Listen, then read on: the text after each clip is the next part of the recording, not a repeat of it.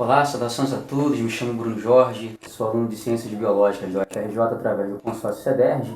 Estou gravando esse vídeo para cumprir uma determinação da disciplina de Estágio Supervisionado 4, onde nos foi orientado a gravar uma aula com um tema relativo à biologia de aproximadamente 15 a 20 minutos.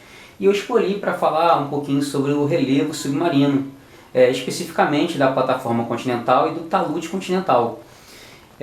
Escolhi essa área porque é uma área de grande interesse econômico e também de biodiversidade, né? E para que a gente possa estar inserindo aí esses conceitos para os nossos alunos e despertando a conscientização sobre a preservação dessas regiões.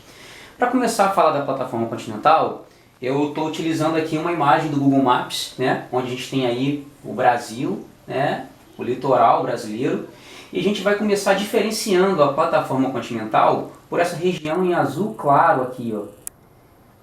E ela vai passar por toda essa região de azul claro. Obviamente em outros países também tem plataforma continental, mas a gente vai falar especificamente da plataforma continental brasileira e da sua importância.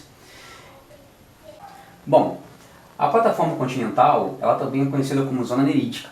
E ela tem algumas características importantes que a gente precisa reforçar. A sua profundidade média é de aproximadamente 200 metros.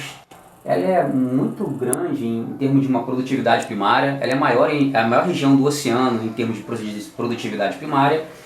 Ela equivale àquela região que é costeira, região oceânica costeira. Ela vai margeando o continente. E geralmente ela tem fundo mole. Bom, eu falei aqui que ela é maior em produção primária. Por que isso acontece? Quais são os fatores que contribuem para isso?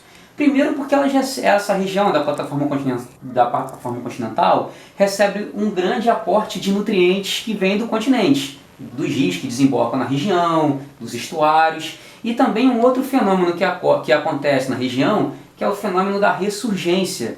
O fenômeno da ressurgência vem trazer águas mais profundas para a região da superfície.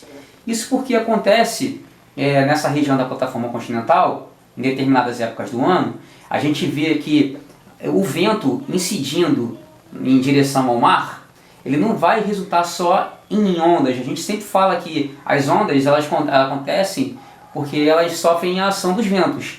Mas além de produzir ondas, esses ventos que se aproximam das águas superficiais da região costeira acabam deslocando grande massa dessa água para a região do mar, mar mais aberto no caso, né? E quando essa massa de água é deslocada para a região de maior distância do continente, aquela água que está mais abaixo, ela é deslocada para cima, acontece uma revira dessa água. Então, nesse momento, essa água que vem até a superfície, que ressurge até a superfície, ela traz com ela nutrientes, aportes de nutrientes que estavam naquela camada.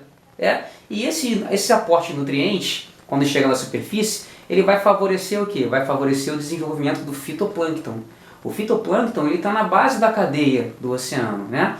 Quando você tem uma maior concentração dessa produção de vegetais, do fitoplâncton, vamos chamar de vegetal, né, que são águas e tudo mais, eles vão alimentar o zooplâncton, que vão alimentar também os outros peixinhos, que vão servir de alimento para os peixes maiores. Então assim a gente consegue dizer que nessa região da plataforma continental acontece uma produção primária muito grande por todos esses fatores. Resumindo novamente, aporte de nutrientes dos rios e das regiões de estuário, né? E dessas questões de ressurgência, desse fenômeno de ressurgência que vem acontecendo também nessa região. A plataforma continental, ela possui duas definições bastante legais que a gente precisa saber. E uma definição, a primeira que eu quero falar, é a definição jurídica. A definição jurídica é aquela que trata da soberania do território, né? E ela tem duas explicações. A primeira explicação é a explicação histórica, né? Antigamente se dizia que a plataforma continental era aquela distância que chegava do continente até 3 milhas náuticas. Isso por quê? Porque o litoral, a costa, ela só conseguia proteger até 3 milhas náuticas do teu território marítimo, que era até a distância máxima que um tiro de canhão poderia alcançar. Hoje em dia a gente tem o conceito de zona econômica exclusiva. Para vocês terem noção da importância da zona econômica exclusiva, aqui no Brasil, a extensão da nossa zona econômica exclusiva ela equivale a 52% do nosso território nacional. Ou seja, além do território que a gente tem aqui do continente, a gente tem um território equivalente a 52% desse território correspondente à zona econômica exclusiva do mar, no caso da nossa plataforma continental, e abrange um pouquinho do talude continental no nosso caso também. Opa! Agora a gente vai falar um pouquinho do conceito geomorfológico da plataforma continental. Nesse caso, ela pode ser dividida em 3 partes, tá? A plataforma continental interna, que é aquela equivalente ao litoral mesmo, onde nós temos as nossas praias, onde tem a desembocadura dos rios. A plataforma continental intermediária, que vai de 50 até 80 metros de profundidade, e nessa região a gente vai encontrar um fundo de transição, né, da região mais rasa para a região um pouquinho mais funda. E, por último, a plataforma continental externa, que vai de 80 a 200 metros de profundidade. Nessa região, a gente tem ali uma grande variedade de peixes de grande porte e de grande longevidade também. É uma região econômica muito importante, onde nós vamos ter a pesca de animais que tem um maior valor agregado economicamente, né? E tem uma estabilidade ambiental maior. Por quê? Porque está menos sujeita, teoricamente, a alterações vindas do continente, vamos dizer assim, né? E até a própria ação antrópica do homem também, porque a gente sabe que a ação antrópica do homem influencia muito no território marítimo. A gente sabe que a gente tem esgoto que é jogado de forma inadequada, a gente tem a ação da pesca predatória com arrastão. Como essa região é um pouquinho mais funda, ela tende a não sofrer tantos danos dessa ação antrópica. A plataforma continental ela também possui algumas ilhas, né? E a gente vai classificar essas ilhas em 3 formas diferentes. A primeira ilha, o primeiro tipo de ilha que eu gostaria de falar para vocês são ilhas formadas através de trechos alagados da Serra do Mar.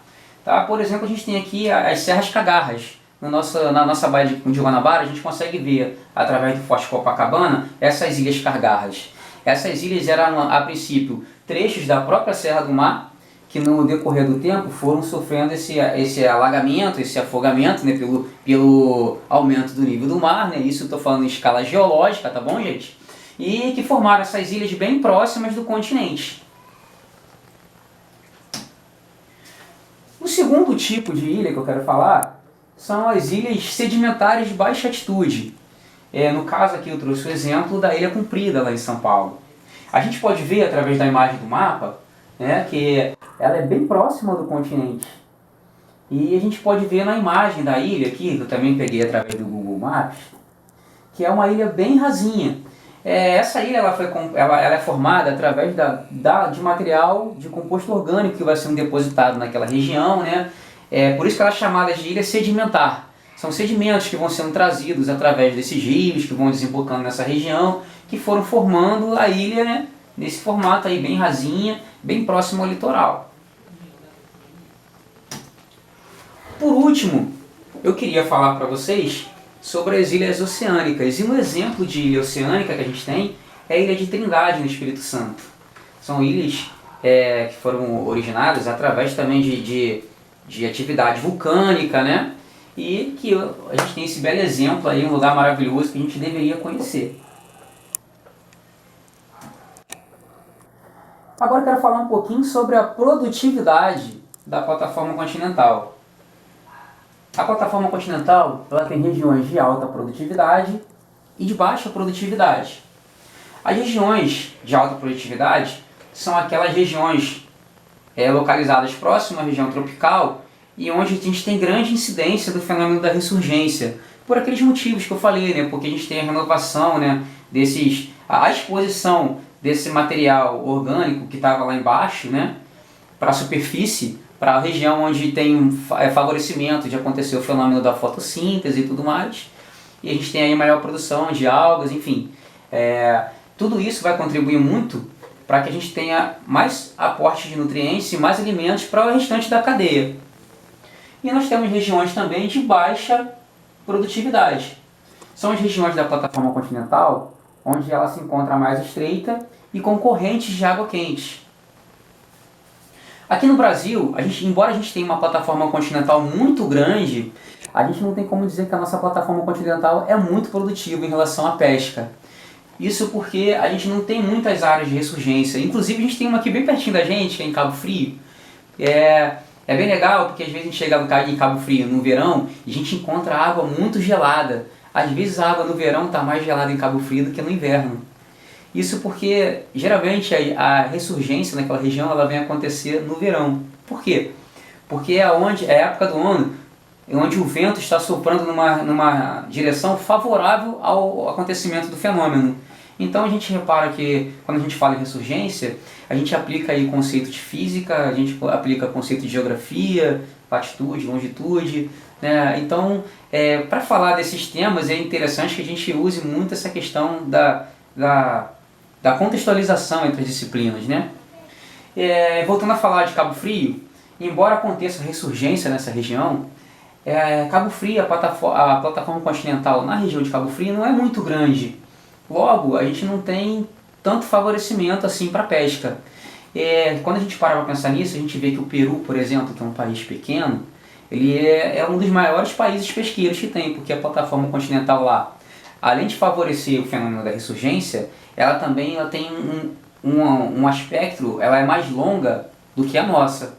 Então isso favorece mais a pesca naquele país. Além da plataforma continental, eu quero falar de um outro texto também do relevo submarino, que é o talude continental. O talude continental, muita gente chama de zona batial também. Por que zona batial? Porque existe uma divisão entre os animais daquela região que habitam determinadas faixas de pressão, entendeu? Pressão batimétrica. O talude continental ele vai de aproximadamente aí de 200 a 4.000 metros de profundidade. E nessa região, o leito oceânico ele sofre um grande aumento de inclinação. Tá? O substrato dessa região ele já é mais rochoso, já é mais fino também. E lá a gente já começa a perceber a ausência da luz solar.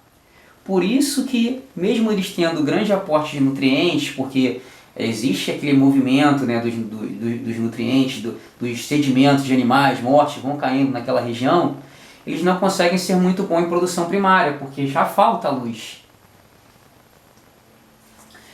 É uma região onde a pressão marinha, a pressão atmosférica começa a aumentar muito, porque a coluna d'água também aumenta. A gente sabe que quanto maior a profundidade, maior a pressão naquela região.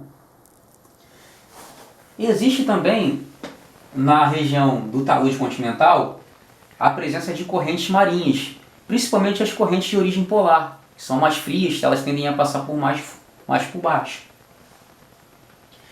E essas águas frias e densas das correntes marinhas polares, elas têm uma qualidade também muito bacana, que elas são mais ricas em oxigênio, porque elas têm maior dissolução de gases também. Ali a gente vai encontrar os cânions submarinos e a gente vai encontrar uma coisa chamada zonação batimétrica. Como eu já estava falando um pouquinho lá em cima, já dei um pouquinho de spoiler, né? Os animais dessa região, eles se adaptaram a uma determinada condição de temperatura e principalmente de pressão. Nem tanto de temperatura, mas mais de pressão.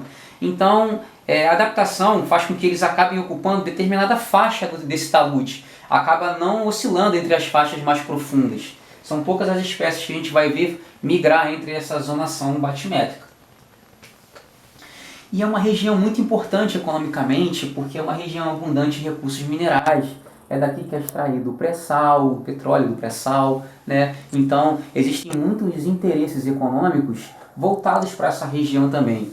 O que a gente precisa saber e o que a gente precisa estudar são as maneiras mais eficientes de captação desses recursos sem que se prejudique todo esse ecossistema importante também para a pesca e para outras espécies que vão influenciar em todo o planeta. Tá? Então assim, a gente não tem que pensar só nesse suporte econômico, a gente tem que pensar no suporte econômico mitigando esses problemas que podem surgir para o meio ambiente. Aqui na frente a gente tem mais ou menos o resumo de tudo que eu falei, né? Para a gente poder fixar mais o conteúdo, tá certo? que eu vou deixar para vocês também essa imagem disponível para quem quiser. É uma forma da gente estar fixando nesse fluxograma. E eu espero que todos gostem dessa apresentação, tá? E que eu tenha conseguido atingir o objetivo. Até a próxima atividade.